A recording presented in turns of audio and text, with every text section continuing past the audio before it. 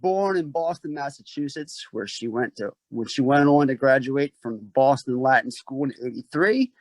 Christine Elise McCarthy's been a well-known actress in both movies and television for over 30 years now. Making her debut in the 1988 television film The Town Bully, McCarthy went on to make a name for herself, starting in 1990 with her breakthrough role as the independent Tough as Nails Kyle in John Lafia's Child's Play 2.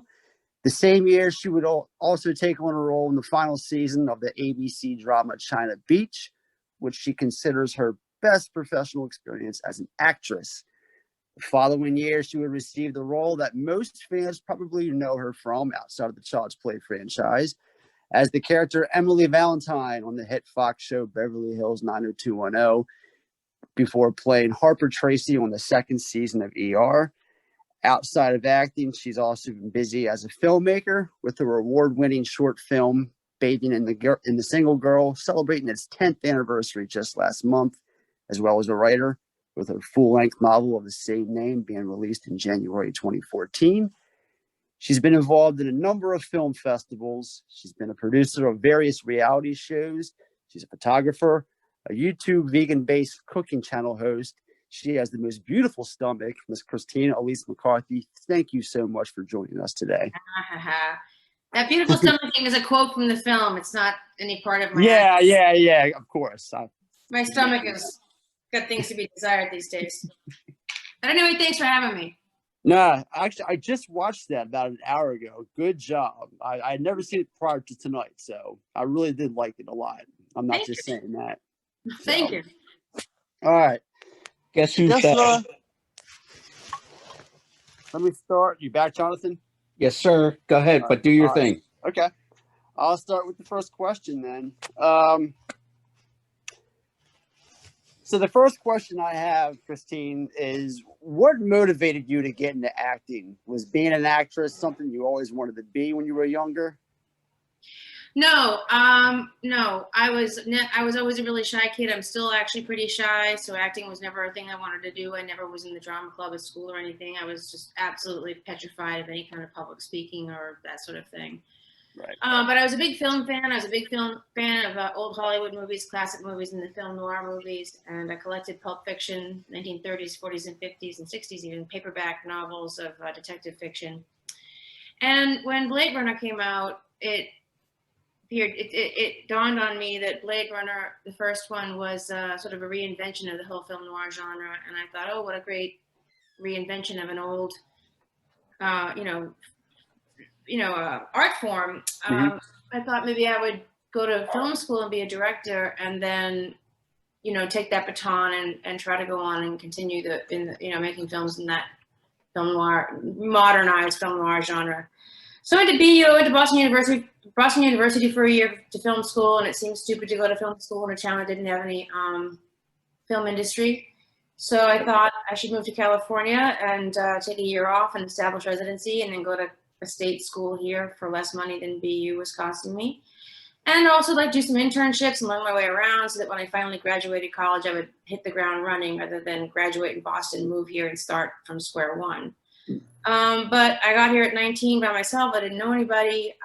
I got a job on Rodeo Drive as a cashier. A couple of years of doing that. I couldn't afford film school, even if it had been free, because I couldn't afford the time off from work. And I was like, well, what can I do to keep, I don't want to be a cashier. Like, retail has no, value. I have no interest in being a retail person whatsoever. Right. So I thought, I could take a night class. Like, if I'm going to be a director and direct actors, I should know what it is actors actually do. So maybe I can take a night class after work one night and take an acting class. And so when I'm finally directing actors, I can speak to them in a language they'll understand. And I enjoyed acting more than I thought I would. So I thought at about 21 or 22, maybe at that 22 years old or so, I was like, lots of people that can't act make a living. I don't know why I can't be one of them. So I decided to try to be an actor, and it worked out very quickly for me. It was a quick success for me. I mean, I got working very quickly. Mm-hmm. So I stayed with it. Okay. And by the way, that whole 30s, 40s noir, that whole influence on your short film, it's there clear as day. So you definitely see that. Oh, you're welcome. Next question. what was it about your set experience working on China Beach that made it your favorite? It was the most. Or did I read that wrong? What? Or did I read that wrong? I read You somewhere read it that right. You read it right. Okay. You read it right. I've had a lot. First of all, I've been saying that for more than 20 years, so I've had a lot more experiences since then. But I don't retract it because it was the most prestigious job I had gotten at the time. And it was incredibly well written, really, really, really well acted. The other actors were super generous, and it was a very adult set. Mhm. And they gave me material to do. I'm not a trained actor at all. I did that acting class, a couple classes at night, and that's it. Like I've maybe taken 20, classes my entire life, acting classes. So I'm not a trained actor by any stretch of the imagination. So they gave me stuff to do that was way outside of my comfort zone, way outside of what I was comfortable doing or even sure I could pull off. And because the writing was so great, and because the direction was great, and because the other actors were so great, I actually feel like I did achieve what they wanted from me, and it blew my mind. I did stuff I never thought I could do. So, and I have friends from that show to this day, actors. People think you stay friends with actors. You do a movie or a TV show, and you're friends, BFFs forever. It's very seldom the case. And but that's an exception, one of a few exceptions in my life, and I have friends from that show to this day. So, and then because that show is written and produced by the same people that did ER, it ultimately is why I got ER. So I mean, I had to audition and everything, but they knew me, they knew what I could do. So I don't think I would have gotten ER if I hadn't done China Beach. So, and ER was a gift as great as China Beach was. So it's just incredible. It was a very lucky big break for me. Very good. All right. So going back to your short film, what can you tell us, about it? How it came together and whatnot. Just let's talk about that for a little bit. There's a comedy theater in Hollywood called Upright Citizens Brigade. Yes. Upright Citizens Brigade. Easy for me to say. Why can't I talk today? And they used to be a show.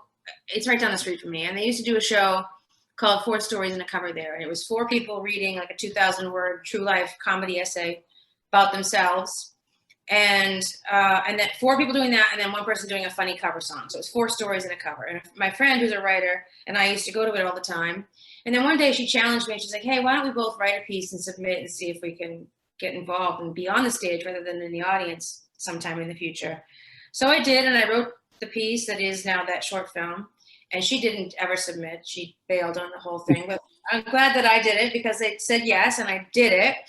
And the night I was reading it, they asked me for a title, and right spur of the moment, the title is "Bathing in a Single Girl," which was just something like, what can I say that sounds sort of provocative and misleading? And that's the title I came up with, which I was not always happy with, and I'm stuck with it forever now because the book is that title too. And the film, everything has that title now.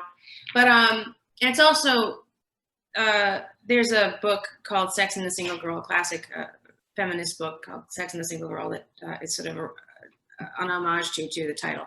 But anyway, I read it. It went well. My friends were like, "Oh, that was really funny. You should have recorded it because your agents don't think you're funny, and this would be great proof that you can be funny." So I was like, "Oh shit!" I did it again at another comedy theater here called Naked Angels. Recorded it. A friend with a video camera just recorded it. I posted it on Facebook, and a friend of mine who's a A-list commercial photographer, like the commercials for TV photographer, and does beauty stuff like makeup and hair, like things with beauty photography. And he's like, "Oh my God, that's so funny, but it looks like ass. Let me direct it, and I'll shoot a short film of it for you." So I said yes immediately. And he came over, and we shot a day or two, one day actually, and the whole thing, 10-minute piece in basically one, like I am right now, like one dead-on shot for 10 minutes, which was boring in a film setting. So we came over, and we did some inserts here and there over the course of a couple months, and he was losing interest, and he thought the film was more about how sad it is to be a single girl, which is not at all what the point of the film is.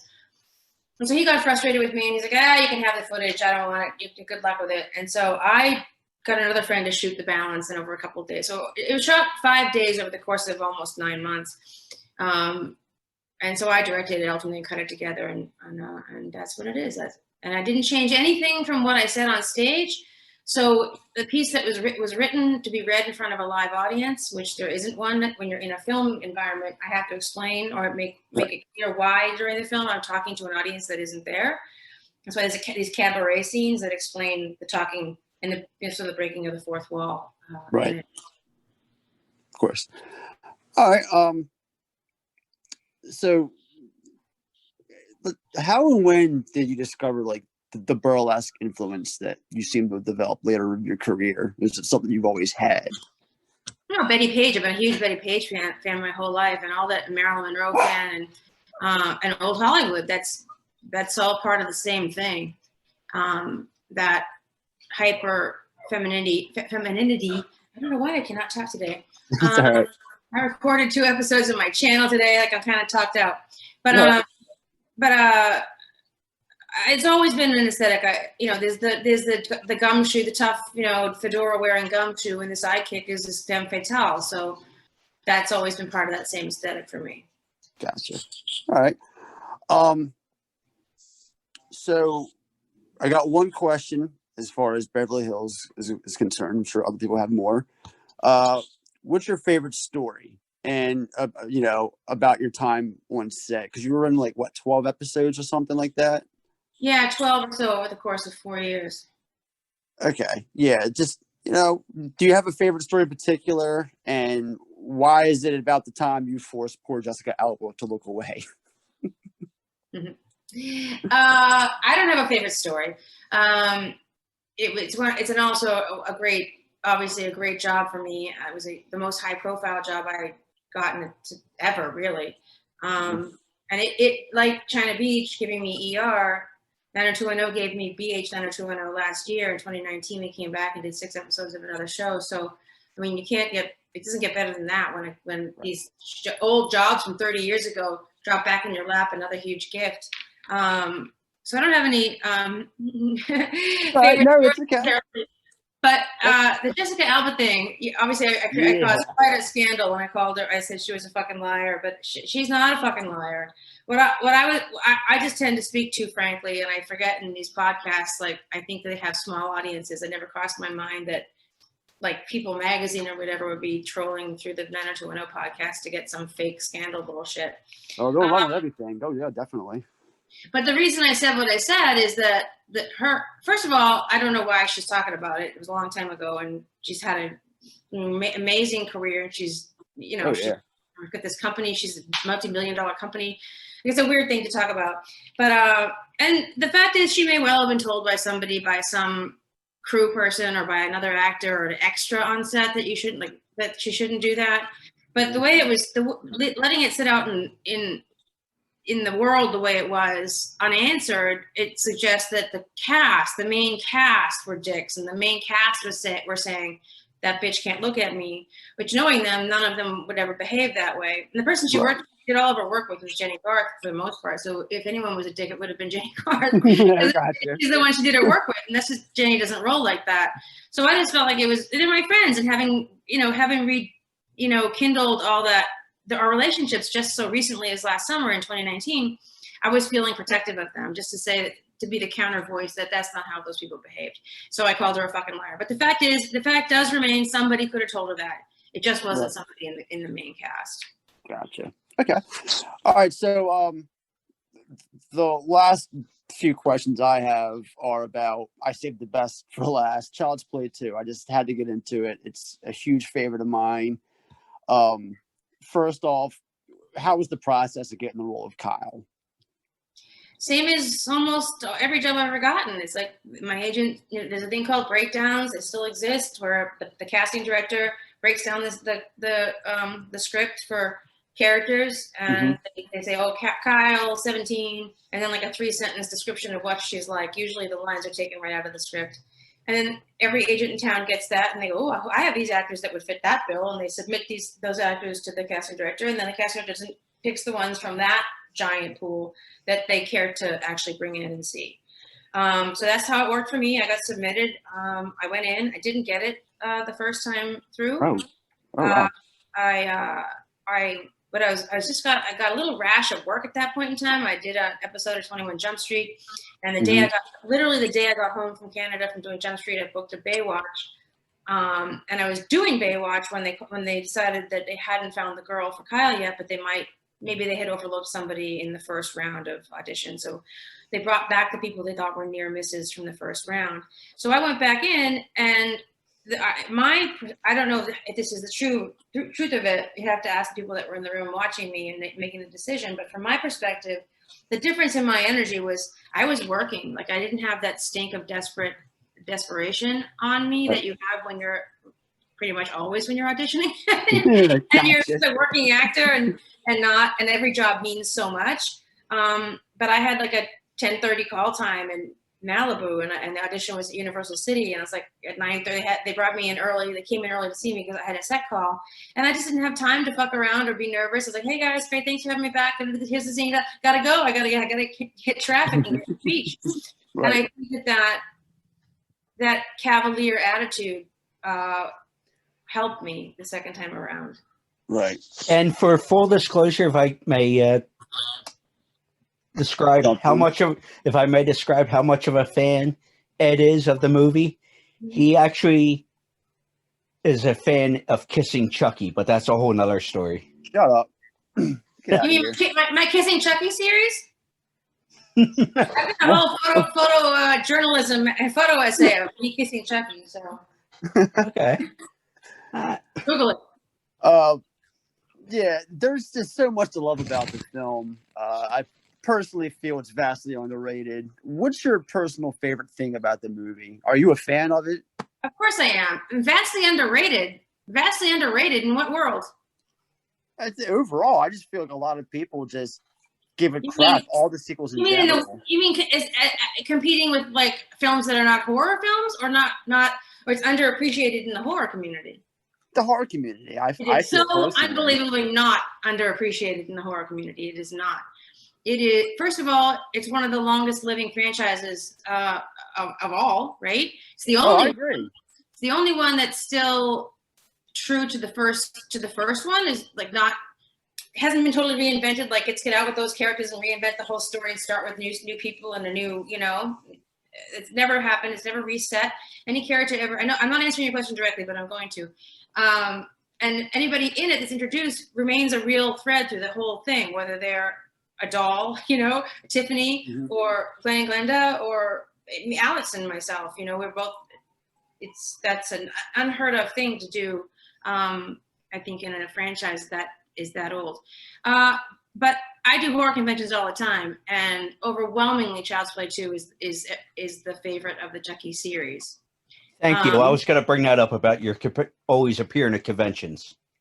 I love conventions. They're great, and I get a lot of feedback, and I can tell you from doing them that Child's Play 2 is probably, if there were a vote taken, the overall favorite. It's not everybody's favorite, but it's the most popular favorite of the franchise.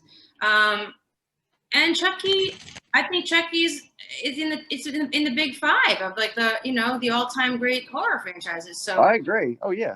I don't think it's underappreciated at all. I mean, it might not compete with people that want to go see Schindler's List or like rom-coms or something. No, but I just okay. Let me backtrack a little bit. I know it's near and dear to a lot of people, me included, myself.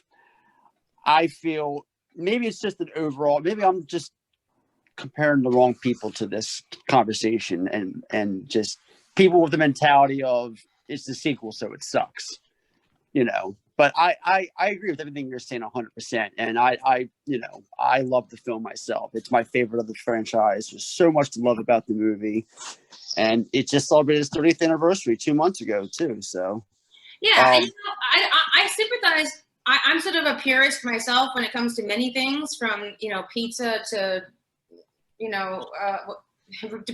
just cheese pizza, like I don't need a lot of crap in the pizza. Purist, like in aesthetics and stuff. And I understand, I totally sympathize with people who prefer the original of pretty much any film that ever had a sequel. There's not many films in the world that have had a sequel that have any kind of a real camp arguing the second one might have been better. The Godfather is in that world.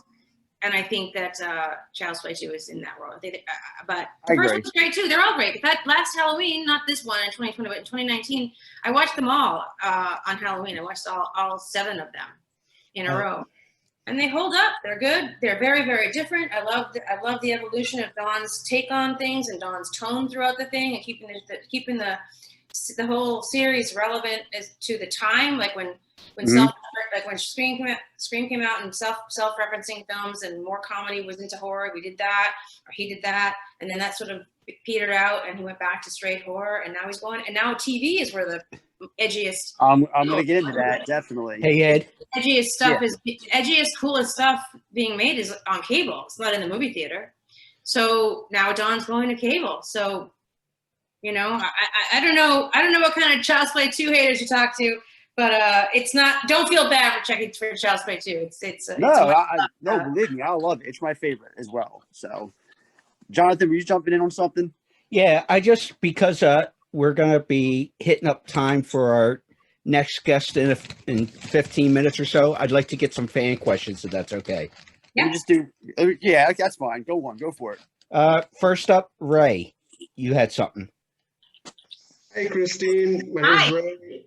I just needed to ask you 2 questions, if it's fine with you. And sure.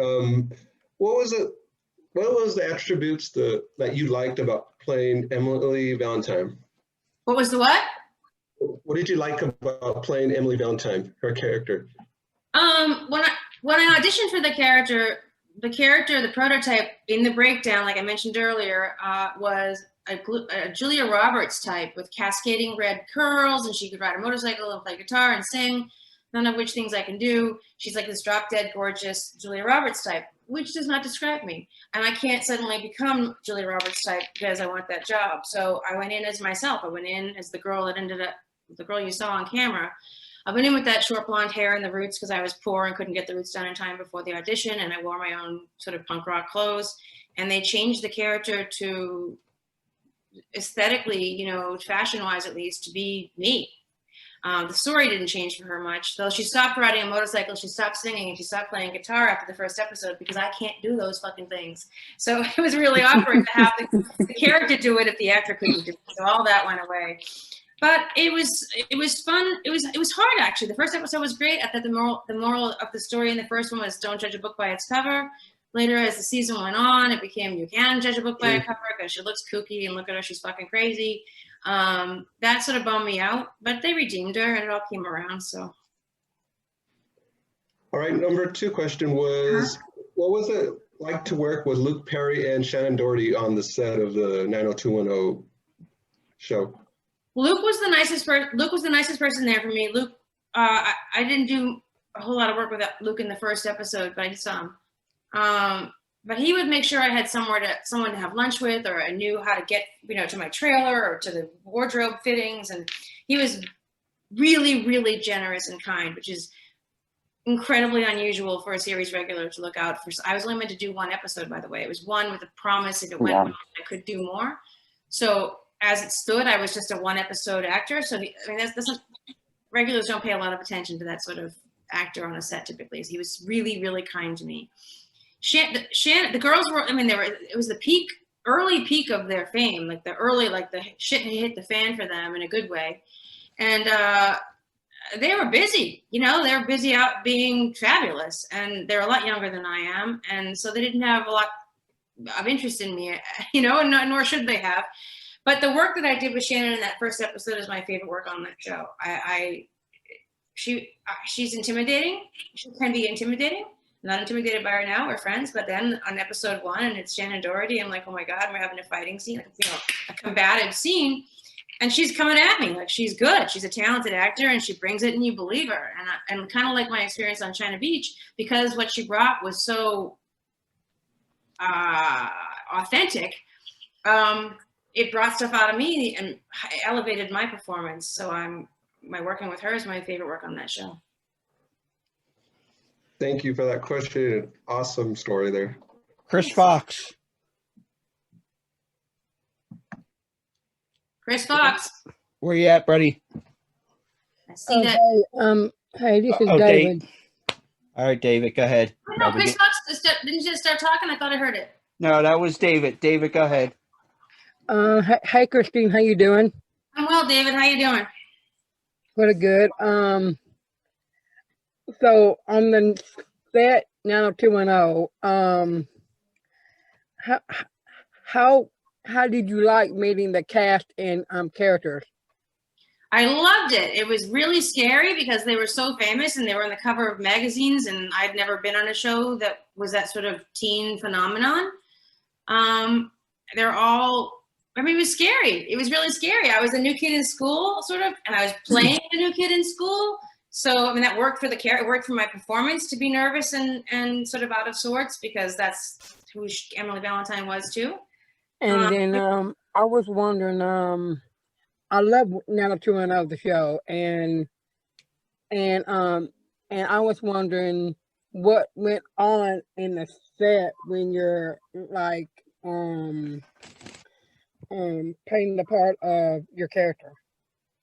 Well, what goes on is you rehearse, and then they set the lighting up, and then you do the scene, and it takes forever, and then you go home. You spend too much time at the craft service table eating M&Ms. Thank you, Dave. You're welcome. Thanks, Dave. Aaron wanted to ask, he's a little gun shy. At the time of filming, did you have anyone involved with the idea of Child's Play Chucky would evolve to such a major franchise, an iconic horror villain? No, of course not. No way. And I think that would still hold true with Chucky 3, which I think most people, Chucky 3 is their least favorite of the franchise, which would then sort of seem like a death knell on it. You'd think, oh God, this third one's not as good as the second or the first. So that's that. But Don is more clever than that and more persevering, and he revived it. So, but no way. There's so many things that can go wrong. Even when you're George Clooney and you can handpick the script you're going to do, and you pick, you got Cate Blanchett working across you, and you got Martin Scorsese directing it, and it can still go wrong. You can have a ton of giant talent involved in a project, and there's so many ways it can go wrong. So you never know anything. You can even think it's brilliant when it's finished, and you watch it with your family, your friends, you go, this is going to be fucking huge, and it tanks. There's just no way to know. It's just a crapshoot. Well, speaking of 3 and some of the other ones down the line, Ed, can you unmute? Feel free to not you, Snyder. The other Ed, the fan who posted a couple of questions in the chat there. What? Ed. Well, yeah. Oh well. He asked if you were offered to come back to play in part 3, but no. Okay, so there's no part. Kyle wasn't in it. Yeah. Right. So the other one part of that was, after the cameo in Cult of Chucky, is there any chance of seeing you involved with the upcoming TV show? I fucking hope so. I hope so. I don't know how they cannot. Right. I know that they're in pre-production, and nobody's reached out to offer me. I haven't read anything, so I don't know. I can't, I don't know, and I haven't been made an offer of anything yet either. So I don't know, but I really, really fucking hope so, and I can't imagine it won't. But you never know.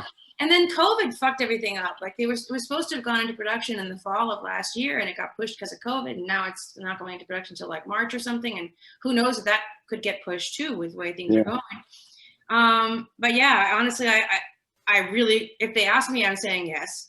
And I say a little prayer every night. Like, please. I really, because it's going to be so great. Don Mancini is told, 7 times an hour and a half of story over 30 years, 32 years, right? Imagine him telling 8 to 10 hours of story in 8 to 10 weeks. How much content, like that's 32 years worth of content packed into 2 months that he can, you have to wait 2 years, 3 years, 5 years for the next installment. You go bang, bang, bang, bang, bang, 8 in a row, 10 in a row, however many they're going to do. So I want to be part of that. Yeah. Well, speaking of that, I'll go with one that I was thinking about as you answered that. Do you think, since they're going to TV, it could be a la similar to Walking Dead, where it was taken from another medium and you can, like you said, expound on so many different stories. Well, it's not taken from another medium, really. It's film and it's film. It's still film, you know. Yeah. So it's not another medium, and there isn't like and like Walking Dead. I'm not a Walking Dead fan. Me neither, but I know. It was graphic novels, right? Yes. So you've got all that story that predates the first episode being shot. That's not the case with this. This is all being written from scratch. There's no like backlog of Chucky material that was written that never got shot. This is being written with the show in mind. All new stuff going forward, not going backwards. Mr. Snyder, do you have some more stuff? Two more. First, I've heard rumors that makeup artist Tony Gardner's son is doing a documentary on the Chucky franchise. Is this something you can confirm or deny? I can confirm that it's Tony Gardner's daughter. Oh, daughter. Okay, I'm sorry. I got that information wrong. It's his daughter, and Damn internet. She is, and I was interviewed for it. Awesome. Cool. Looking forward to that then. Yeah. My final question, I guess, is a little birdie told me you like punk rock music. You got a favorite punk rock band in general? Oh, that's a tough one. My taste in music is so varied and evolves all the time. Back in the day, you know, I'm old, so I was punk rock like from 79 to 84 when I moved to LA. I sort of was burnt out and wasn't going to see shows or anything anymore. But in Boston, I was super heavy involved with the punk rock scene. And because I was young, it was the hardcore scene, the Boston hardcore scene that had people in it that were my age, and those people were my best friends. There was a band back then called SSD Control. Singer was my boyfriend through high school for 2 years in high school. The bass player was my best friend and remains my best friend. And other bands from Boston, that era, DYS and Slapshot's a later band, but Negative FX and all of those people are my chosen family, and they remain my friends to this day. I'm in both of the hardcore documentaries. There's two. One's called All Ages, about Boston hardcore in particular, and I'm interviewed for that. And there's a national hardcore thing called American Hardcore, and I'm interviewed for that one as well. So the hardcore world was where my heart was, just because they were my people. Right. But the music, it's not. I didn't find it particularly listenable. Or the few bands as exceptions like Minor Threat or the Misfits or sort of turntable listenable. Most of that hardcore is really a live act thing. It's a live energy thing to experience. Oh yeah. But my favorite bands back then were like, and it sounds mainstream now, but it wasn't mainstream then. It's like Elvis Costello and Susie and the Banshees and Echo and Bunnymen and, you know, the Cramps. It's funny because I was a huge Cramps fan, and then they brought the Cramps onto 90210, and I wrote that episode, so I got to write dialogue for Lex and stuff on an episode of 90210, which is kind of a funny little detail. My all-time favorite bands, like for my entire life, would be Tom Waits is number one. Nick Cave, I'm a huge Nick Cave fan. New Nick Cave album was great. Elvis Costello is great. But I like jazz and I like blues and I'm into the Americana stuff, like Justin Townes Earl, who died this year, and Jason Isbell and Joshua Black Wilkins. And I gotta ask, because Christine. Well, I'll put it this way: I gotta backtrack this so it makes sense. Christine was an early guest for us when we started this in Florida, and then a few months later, because she talked about some of her better friends still in her life. But a few months later, Spooky Empire? I was having a brain fart there. She was a part of with the whole Child's Play. Everybody was there, I believe. 2012, 2013. The bassist you were talking about, was that one of the main cats that you had hanging out with you that weekend? What? Who hanging out? You made an appearance. I know, Spooky Empire. The guy that was hanging out with Spooky Empire? Yeah. No, not from the band, not from the Empire. He came from California with you for the appearance. He came from Arkansas. It was my boyfriend. Oh, yeah, yes. Oh, okay. I was trying to see if that was the right guy or, yeah. He's got nothing to do with punk rock. Oh, okay. That's my boyfriend. He's long gone. Thank God. Oh, well, we'll leave that alone then. Nice job, Jonathan. I know. No, stop it. I cut bait. Had to happen. No, I was trying to see if it was the right person that she was talking about earlier. My bad. It's all right. It's a fair question. I got one more myself I just thought about. What was it like playing the daughter of an Arlie Army character? Arlene You- Army. Oh, well, You're his daughter. In, yeah, I didn't have a Body single Snatchers. fucking scene with him. You're talking about Body Snatchers, right? Right. Yeah, I love Arlie Army. Everyone does. It's Full Metal Jacket. It's Full Metal Jacket, right? Yep. I sat next to him on the plane flying to at where we shoot that. We shot it this Alabama, in Selma, Alabama. So I flew with him on the plane, and I told him I'm a huge fan. I'm so excited to meet him. But then we have literally not a single scene together. So I was I disappointed. haven't seen the film in about 20 years myself, so I knew you two were father or daughter. Yeah. I didn't know you. Wow. Okay. Shows you Yeah, much it's I a know. bummer, right? Yeah, I know, right? Because he's got that mustache in that movie. He's great, and he's a super nice guy. I think he's passed away now, right? He died. Yeah, he passed away a couple years ago, I think. Yeah, but he was a lovely guy. He wasn't the character he played, you know. Right, of course. Hey, Aaron, you said you had a question in the chat. Another one. Any more Oh, fan questions? It's not. Any more fan questions? Sure, I can ask another question. Would you consider starring in another Child's Play film? I would consider starring in anything. Anything. Okay, excellent. You offer me a job and I don't have to get naked or do anything embarrassing. The answer for me is yes. You know, yes. Perfect. So yeah, but the franchise. I mean, the franchise is not going to be Chucky films coming out competing with the Chucky. Not our Chucky anyway. There's other Chucky. Yeah. Not speak. But you know, they're not going to make a TV show and a film and have them competing with each other. So just keep your fingers crossed that I get into the TV show. You know, I saw one series of questions on Facebook. Somebody asked a question about a film called Landfill that I did a couple of years ago. I haven't seen it, and the questions were like, you know, how many days did you work and how long were the hours? I worked one day. It was not a long day. It was like 8 hours a day. I haven't seen it. Linda Blair is a day player in it, as was I.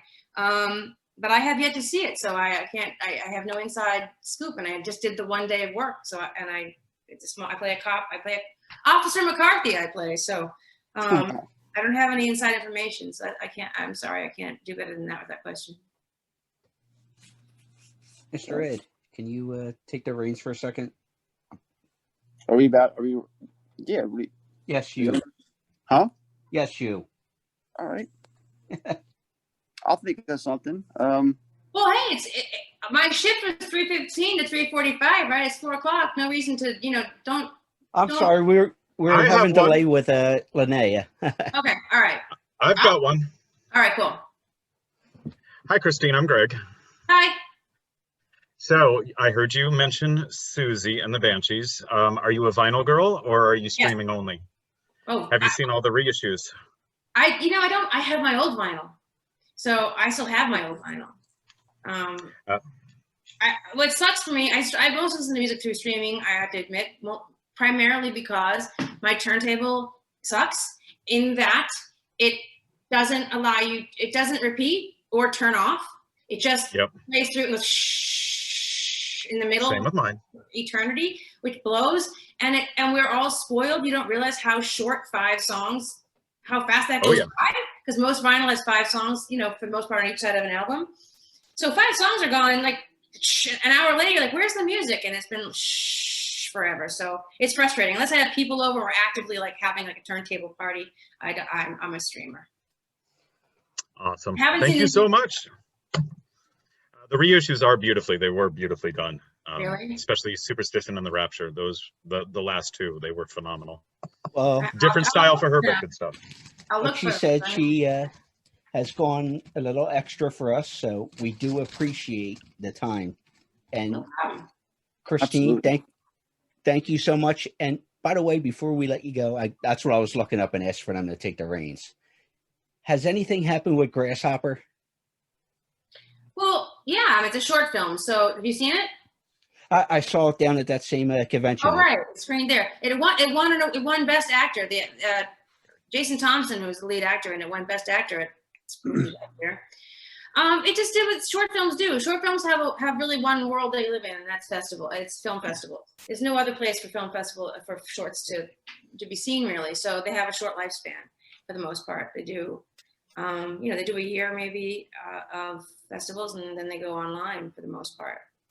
Wonderful. Well, thank you so. Where can people find you if they want to check out what you're doing? Because I know you do some writing and everything else. I wrote a book too, by the way. I have a novel called Bathing in the Single Girl, which is the short film is based. It came first. The book is based on the short film. If you go to bathingbook.com, I take a bath. Bathingbook.com, and go to on an actual computer. On your phone's gonna be hard because the menu is so tiny on a phone, but on a computer is a menu. And go to the film tab. You can watch the film for free. It's a 10-minute comedy. It works really, really well as a trailer for the book. Book is way dirtier and way funnier.